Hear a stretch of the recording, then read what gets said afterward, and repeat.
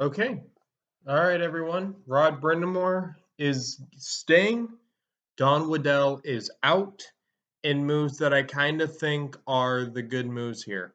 So this won't be a what comes next. This is more going to be talking about what Rod Brind'Amour as a coach means, but only for a little bit because I've done that ad nauseum.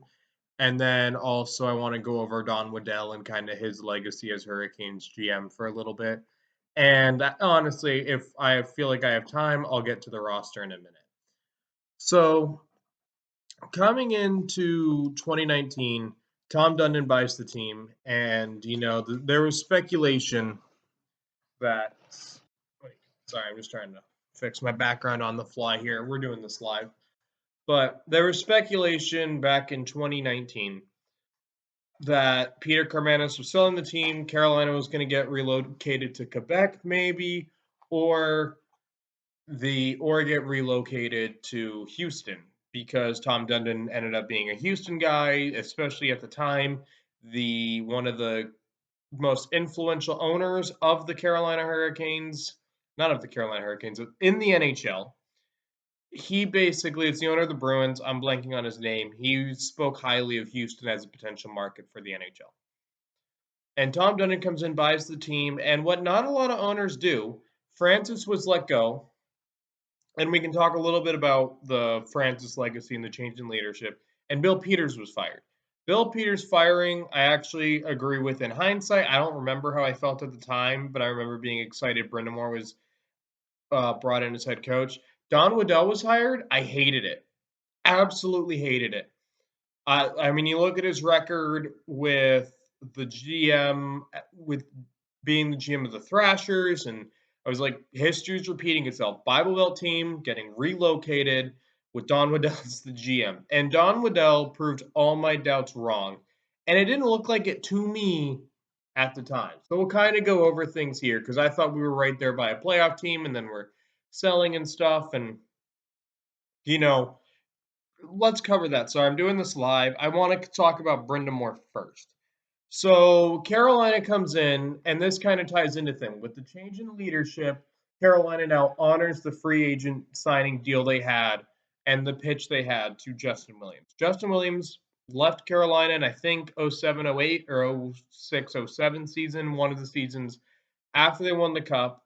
Went on to have success elsewhere, won a Conn Smythe and two more cups with the LA Kings. Maybe it was just one more, but I think he was on the 2012 team as well. Earned the nickname Mr. Game 7. Basically, when Carolina signed him, and a lot of this has come out afterwards, the whole pitch was by Ron Francis, because Ron Francis would be the one signing him, is basically saying, hey, come in, we'll make you the captain. This will make you the captain of the team. We're really going to get somewhere because Carolina was riding high because in 2017, 2018, they were the hottest team in the league in 2016, 2017. They went on a huge winning streak, went from looking like a clear rebuilder to, oh, maybe there's something to this core. And, Slavin was starting to really become a good player. It was an emergence of Pesci and Slavin for the most part as really good defensemen. And, at the time there were high thoughts about Victor Rask and everything. And yeah, and they come in. And Bill Peters immediately reneges on the gig, and Francis apparently was a supporter of it because Brind'Amour and Francis don't get along now. But they just didn't honor it. Next season, Tom Dundon shockingly promotes from within. Justin Williams becomes captain. Brind'Amour is going on to have the success he is with the first head coach, or no, top first five coaches to finish with a playoff record of all six of their seasons. They bring in Svechnikov, of course, but they were a fringe playoff team. Aho emerges as a center, really made the transition from winger to center super smooth. But Brind'Amour comes in, and they immediately make the playoffs. And, that's jumping ahead a little bit. And then ever since then, they're into the playoffs. They've had disappointing seasons, but under his 6 years, Rod Brind'Amour has a point. When you break it down, despite the expectations, I want to win a cup. The fan base wants another cup. You can only live off 2006 or, being in the playoffs every year for so long before the fan base wants more. It's good that the fan base wants more. I think Rod Brind'Amour is a coach that can get to us, because you break it down, Rod Brind'Amour has a .33 success rate to make into the conference finals. First season, one of the greatest seasons in franchise history, especially for what the expectations were by me, and I'm sure other Caniacs at the time, was that Carolina was not going to be making the playoffs. And basically, I thought we were going to get relocated. That was my whole mantra. Rod Brind'Amour takes the team into the playoffs, and a lot of my doubts about Don Waddell's trades are proven to be wrong, and we'll get into that in a little bit. But made it to the conference finals. I think still maybe one of the best coaching seasons they've had. Eliminated the defending Stanley Cup champions and swept the Islanders, and then just ran into the Bruins, who were not going to be denied in 2019. 2020 was a disappointing season, but a bubble, you let it slide. Second season, having a really good core. Second season as your head coach. It was, I didn't want to step back, but it was expected. 2021, underwhelming season. I wouldn't quite call it a disappointing season, especially when they fell to the channel this channel is going at the time, especially when they fell to the ultimate Stanley Cup champions. And running into a hot goalie is something Carolina has done, but Vasilevsky just Vasilevsky in those late 2020s or those early 2020s, because we're in the mid 2020s now.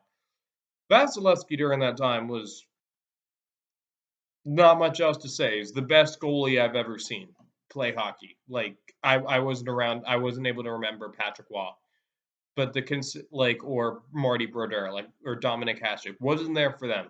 Since I started watching hockey closely in 2006, the Vasilevsky is the best I've ever seen. I get that they're underwhelming, not disappointing, especially when you look at what the team that eliminated them did. 2022, disappointing year. They could not win a road game, and all play for the first two rounds, and it came back to bite them against the Rangers, and that rivalry has been born, and I've hated the Rangers ever since. 2023, I would say, was a whelming season. It wasn't overwhelming, wasn't underwhelming, just whelming. Which isn't a word, I know, but and then they made it to the conference finals, but of course we got swept, and it just felt like a huge disappointment. This year is the first year it's been, I would call, disappointing. We'll see what the Rangers do. It can help or hurt a little bit. It shouldn't, but like you expected, this was cup or bust. A lot to do with this roster, and we'll talk about that. That's more on the GM, but only one disappointing season. .33 success rate of making it to the Final Four. Look, the building's filled with pictures of him lifting the cup in this jersey with the C. Head coach of the Hurricanes, like the most iconic moment in franchise history, even including the Whalers. That's just that's Rod Brind'Amour for you. You're not going to get a better coach for what he's offered. 5 more years of Rod Brind'Amour. I like it. I don't like his coaching staff. As much as I like Tim Gleason, I think we need fresh eyes on the special teams. But I think you could bring in higher. There's no cap or no roster space for power play guys. I think maybe look at bringing in special teams coaches specifically from, look at the OHL, WHL, maybe even Europe, see who have really good special teams there, and maybe bring in one of those guys, or promote the video coach from the Oilers or something like that during the offseason. But if they run it back with the power play penalty kill, we'll see how it goes in the playoffs. But, the hard thing is with covering the regular season, Canes could have a great power play, but it doesn't matter. Like, we're trying to win a Stanley Cup here. But I might as well put this one up here too, and we'll do it over this one. But might as well include some Whalers in there. We're doing this live. But on to Don Waddell, and this is going to be the thank you video to Don Waddell. Don Waddell, I hated the hiring of Don Waddell. Even when I'm going to go back and look at some of his trades, and I thought we were doomed when he first came in, and honestly, he proved me wrong. And we'll get into it right now, but coming into 2019, I'll just go over how I felt at the time. So, starting off with, we have June 23rd. He could have done Jordan Martinook for Kruger. I don't remember at this point, and it doesn't it's a win for Carolina for sure, but I don't know if Don Waddell was part of it. But the first big move Don Waddell makes, they came in, they wanted to blow up the team, and boy, oh boy, did they. Ferland, Hamilton, and Adam Fox, the signing rights to Adam Fox, for Elias Lindholm and Noah Hannafin. I think this is a weird trade to really analyze. Ferland ran into injury troubles, and like you can say a lot about that and stuff, but Ferland was a good piece for Carolina during the games he was healthy for, but then he just ran into injuries. Dougie Hamilton got a Norris out of it. Adam Fox just refused to play in Carolina. It is what it is there. But Adam Fox, like you look at the Adam Fox trade and everything, like Adam Fox, you can nullify that. It was Ferland and Hamilton for Lindholm and Hannafin. And as good as Lindholm has been for Calgary before getting traded, Hannafin as well. Carolina got a Norris Trophy winner out of it. I think that should have been Jacob Slavin's, and I think even though Dougie Hamilton has had a good career, you look at what Slavin did with Tony DeAngelo the year Dougie Hamilton left after winning the Norris and stuff. I think it should have been Slavin's, but regardless, they get the offensive defenseman Norris winner out of it. Even though I think it could have been Hannafin. Hannafin and Lindholm did well. I think both teams kind of win this trade. I think if it wasn't for the success Carolina had briefly, Calgary probably wins the trade. But I did not like this trade when it first happened. And looking back on it, I kind of do. It's a weird trade. It's a weird trade to analyze, but it was needed. Carolina needed to make a switch. Then the other big trade. He trades out Jeff Skinner in a trade that has aged very well for the Carolina Hurricanes. Jeff Skinner to Buffalo. I hated this trade, by the way. I hated this trade, but I didn't like trading Jeff Skinner. I thought, getting rid of a goal scorer, but Jeff Skinner maybe didn't want to play under Rod Brind'Amour's system was the talk at the time. But Carolina wins this trade going away in spades. They get Cliff Poo, which for the memes of it was great. Cliff Poo didn't pan out as a prospect, but they also got Pyotr Kochetkov, Alexander Nikoshin, who are two guys who really could become something for Carolina. Kochetkov is probably our starting goalie next year, what people want him to be, all that. So, that was a great pick. Nikoshin could come over to Carolina. He's going to be a really good defenseman for Carolina if he ever does leave the KHL to come play in the NHL. So, yeah, Carolina wins this trade in spades, in my opinion. Jeff Skinner still hasn't played a playoff game. Best trade he's made so far, Niederreiter for Rask. Two guys that weren't panning out for their team. Victor Rask, I don't even know if he's in the NHL anymore. Niederreiter became a big part of 3 playoff runs for Carolina. Good depth scoring. Still wish he came back. Other big signings, of course, he relocated Cliff Poo for future considerations. Not much there. Sogard and Gunler for Fox absolutely loses the trade. Nothing they could do. But then you look at 2019, Carolina takes on Patrick Marleau's contract in exchange for Seth Jarvis and the first-round pick and the seventh-round pick for just basically a 6th-round pick. They take on Marleau's contract for Seth Jarvis. They win this trade. Jarvis is amazing player for Carolina.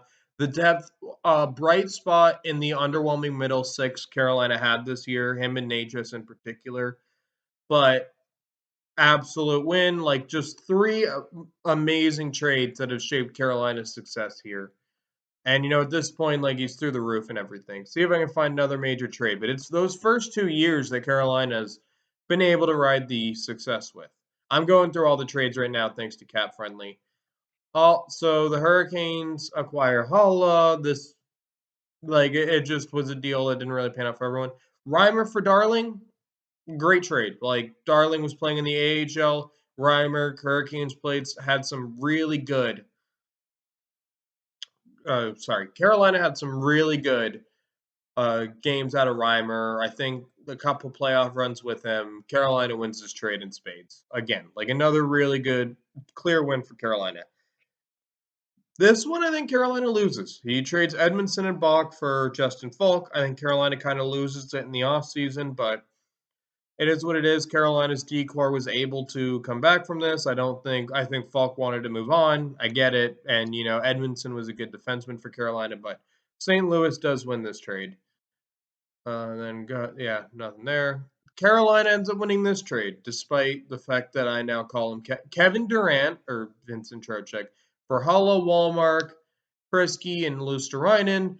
I think Luosterainen's been a good player for Florida. Other than that, I'd have to really look at analyze what Florida's done. Trocheck was a really good second line center before he became a what do you call it? Before he became the Kevin Durant of hockey. So like he wins that trade. Like most of the big trades Don Waddell makes, he trades.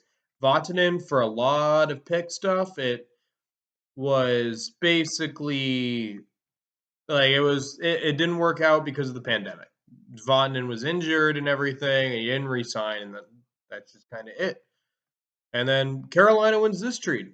Lapierre has not played for the Rangers, I've seen, but he kind of got Carolina's first round pick in 2020. Brady Shea's been a great Hurricane. We'll see if he continues in a follow up video on where does Carolina's roster go here for an offseason preview video. But Brady Shea has been a great piece for Carolina, even though there have been points where I don't need to see him again. Then they just kind of traded. They got a fifth round pick for a guy they were going to lose for free to Montreal. Obviously, Montreal wins that trade, but still pretty good. Cedric Paquette and Alex Galchenyuk come in. Paquette, I think, was a decent Hurricane. Dzingel goes back to Ottawa. Not a major trade other than that. Just going through. Hayden Fleury for Hakanpää. I mean, that was kind of another kind of minor deal where he got rid of a guy that wasn't his guy in Hayden Fleury for a defenseman who had a few games with us. This trade I hated. Terrible offseason, made up for it in some of the free agent moves. Bernier signing rights and a third. And it was basically a third for Nedeljkovic, one of my most viewed videos. I was so angry at the time. I don't think Nedeljkovic wanted to play in Carolina. I think Carolina knew what they had in Kochetkov. It makes more sense. Still, trading away a Calder nominee for Bernier, who's not signed, and Aiden and a third round pick who hasn't made the NHL, Carolina should have gotten way more for him, and maybe they win a Stanley Cup. This trade was a miss for me. Still is when you look at the return. I get we had Kochetkov coming up. Still not good enough. Jake Bean for a second round pick, nothing there. Scott Morrow just got signed by Carolina, acquired him in a trade where they traded their first round pick. That first round pick hasn't stood out yet. Still young. We'll see how those picks pan out, but that's another second round pick for Carolina that they acquired that could be making the NHL. We're doing draft trades, nothing huge here. Swapping of thirds, Robert Orr, like Ethan Bear for Warren Fogle. This is a miss for me. Basically, we're getting long, so I apologize, but this really is kind of a top-heavy thing. But Ethan Bear didn't pan out in Carolina. Fogle has done amazing things for Edmonton. I wish Fogle was still a Hurricane. Bear is a lot of it is substance abuse stuff, is what my dad has told me. He had to go to the player assistance program. I wish nothing but the best for Ethan Bear. But Carolina, is this when they got? I think, yeah, this is when they got Max Domi. I think Max Domi, like, hey, we got him. We got to see Ty Domi in Hurricanes gear. That's a win for me. But also, Ty Domi was a big part in Carolina, or Max Domi was a big part of Carolina eliminating Boston. That's a bit of a win for me, especially when you look at what they had to give up. Yeah, nothing here. Nothing here. Brent Burns, absolute win for Lorenz. They got retained salary for him. Brent Burns has been a pretty good Hurricane, and that's just the best you can say. Another great trade. Pacioretty becomes a Hurricane. It sucks. Pacioretty's Achilles couldn't work out. But they got 2 free picks. They got a couple games out of it. Max Pacioretty didn't pan out, but they got him for free. And if you look at what this trade could have been, still love this move that Carolina was able to pull off, getting Pacioretty for free. They, of course, flipped Bear because he just wasn't working out. Jesse Puljujarvi becomes a Carolina Hurricane. Puistila, I don't think, has made it to the NHL, but Puljujarvi didn't work out. When Canes got Gosh to spare for a season, Kasha didn't work out, so I wouldn't call that a win. But, yeah, I'm just kind of finishing things up. Last trade he ever made, Jake Gensel for Bunting. Ponomarov, not a huge prospect. Didn't have to give up a first-round pick or huge prospects. But Carolina gets Ty Smith, who's in the minors. I don't know if he'll make the Hurricanes, but given the Canes pro scout, maybe they're planning on him to come in and replace one of the defensemen we have to move. And Jake Gensel is a perfect fit in Carolina, and he's the one I hope we bring in. So a lot of his trades, when Don Waddell makes a big trade, he won. And that's going to be his legacy. There was some misses here or there. The Nedeljkovic trade comes to mind. But really, when you look at Don Waddell's tenure as a Carolina Hurricane, Don Waddell has been an amazing GM for the Hurricanes, and there's not much else to say negatively about Don Waddell. But yeah, but that's it for this one. Thank you, Don Waddell. Thank you, Rod Brind'Amour. Wish to see you continue to have success here as a Hurricane. That's it for this one. Hope going through the trade history was a little bit better than I feel like it might have been, but we'll see how this video gets received and everything. But thank you, Don Waddell. See you guys for what comes next video for the Carolina Hurricanes.